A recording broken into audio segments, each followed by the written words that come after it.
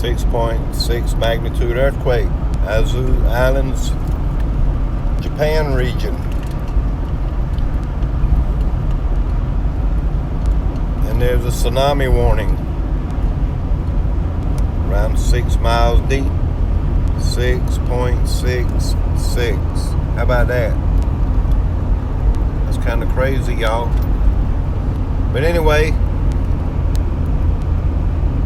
possible tsunami information.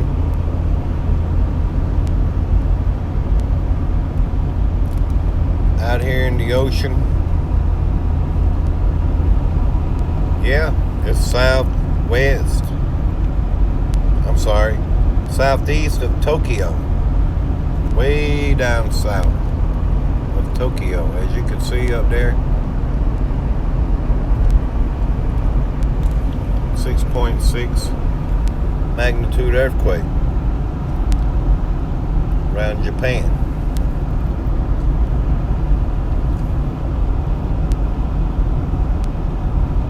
Y'all share this out, please.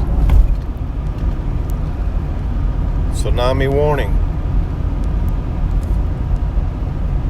Thank you.